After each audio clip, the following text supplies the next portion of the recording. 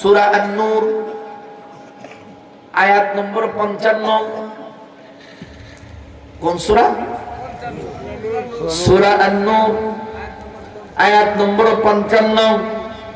আবার আল্লাহ তাআলা বলেছেন যে আয়াত আমি তেলাওয়াত করেছি শুরুতে, ওয়া'আদাল্লাহুল্লাযীনা আমানু মিনকুম ওয়া আমিলুস সালিহাতি লা يستخلفنهم في الأرض كما استخلف الذين من قبلهم وليمكنن لهم دينهم الذي ارتضى لهم وليبدلنهم من بعد خوفهم أمنا يعبدونني لا يشركون بي شيئا ومن كفر بعد ذلك فأولئك هم الفاسقون.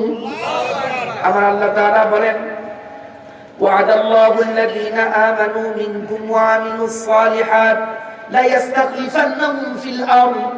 তোমাদের মধ্যে যারা ঈমান এনেছে এবং আমলে সালেহ করেছে আল্লাহ তাআলা অবশ্যই তাদেরকে পৃথিবীতে প্রতিষ্ঠিত করবেন, যেমনি ভাবে ইতিপূর্বে অনেক জাতিকে তিনি প্রতিষ্ঠিত করেছেন।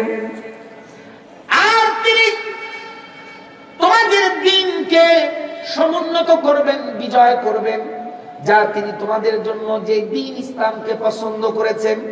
আর ওই আল্লাহ তিনি ভয় এবং ভীতির পরিবর্তে রাষ্ট্রের মধ্যে নিরাপত্তা দান করবেন।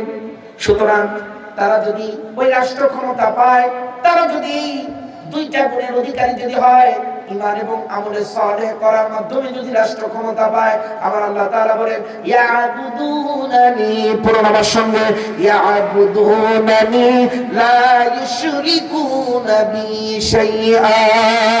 ওই আমার বান্দারা আমার শুধু একমাত্র ইবাদত করবে, আর আমি আর ইবাদত ছাড়া আর কারো ইবাদত করবে না, আর আমি আল্লাহর সঙ্গে তারা শরীক সাব্যস্ত করবে না।